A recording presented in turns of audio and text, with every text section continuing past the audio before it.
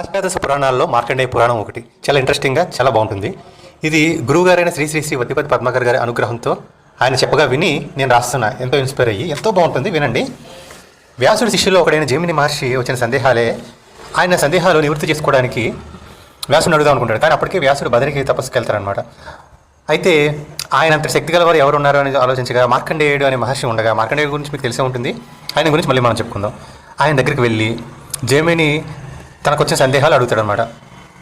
మొదటి సందేహం, మా గురువుగారు ఇలా బదరికి వెళ్ళారు, దయచేసి నా సందేహాలు తీర్చమని అడగగా, అయితే ఏంటి నీ సందేహాలు చెప్పు అని అంటే, ఆయన విష్ణు యొక్క 4 తత్వాలు ఏంటి, ఆయన అసలు ఎప్పుడు అవతరిస్తారు, ఎలా అవతరిస్తారు, అసలు ఎందుకు అవతారం తీసుకుంటారు, ఇంకోటి ద్రౌపదీదేవికి 5 భర్తలు ఎన్నుకున్నారు, ఆల్రెడీ మహాభారతంలో విన్నానండి, అది కాకుండా ఇంకేదైనా వృత్తాంతం ఉందా అని అడుగుతారనమాట.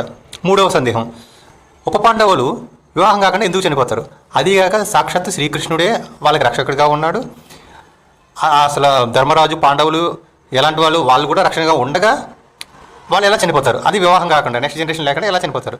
ఇంకొకటి బలరాముడి గురించి మీరు వినే ఉంటారు, మహాభారతంలో ఎక్కడ కూడా యుద్ధంలో ఆయన పాల్గొడు. ఎందుకు పాల్గొడు, శ్రీకృష్ణుడు ఒక చోట ఉంటే అతనికి శిష్యుల్లో ఇష్టమైన వాడు దుర్యోధనుడికి సపోర్ట్గా ఆయన వెళ్ళలేడు, అలాగని శ్రీకృష్ణుడి వైపు ఉండలేడు, అందుకని ఆయన తీర్థయాత్రలకి బయలుదేరతారు అనమాట. ఆ తీర్థయాత్రల్లో సూతుడిని ఎందుకు చంపుతారు, అసలు సూతుడు అంటే ఎవరు, అసలు ఈ పురాణాలన్నీ వ్యాసుడు రాయిగా ఆయన కూర్చొని చెప్తారనమాట. వ్యాసుడు కుమారుడే సూతుడు అనమాట. ఆయన ఎందుకు చంపుతాడు, తీర్థయాత్రలకి మంచి కోసమే బయలుదేరాడు కదా, ఎందుకు చంపుతాడని ఈ 4 ప్రశ్నలు అడుగుతారనమాట. అప్పుడు మార్కండేయుడు, ఏమీ చిన్నవి కాదు, నాకు ఇంకా తపస్సు చేసుకోవాలి, ఇంకా కొంచెం వర్క్ ఉంది, బిజీగా ఉన్నాను, నువ్వేం చేస్తావంటే నా శిష్యుడైన కౌశికి దగ్గరికి వెళ్ళు, ఆయనకి మాత్రమే కాదు ఇంకా 4 పక్షులు ఉన్నాయి, ఆ పక్షులు ఏంటంటే పింగాక్షుడు, విరాటుడు, వృత్రుడు, సుముఖుడు, ఈ 4 పక్షులకు కూడా నేను ఈ మార్కండేయ పురాణం అనే పురాణంగా చెప్పాను, సో వాళ్ళ దగ్గరికి వెళ్తే నీకు ఖచ్చితంగా ఈ సమస్యలు అనేది డౌట్స్ అనేవి తీరుతాయి అని చెప్తాడనమాట.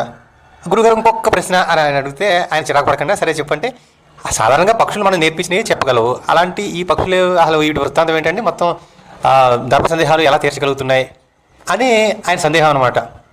సరే అయితే ఈ పక్షుల వృత్తాంతం చెప్తాను విను, కానీ మిగతా సందేహాలు మాత్రం నువ్వు వాటి దగ్గరికి వెళ్ళి తీర్చుకోవాలని చెప్తే, సరే గురుగారు దయచేసి అని చెప్పేసి అడుగుతారనమాట. సరే ఆయన తీరుస్తారనమాట. అవేంటో మనం తెలుసుకుందాం.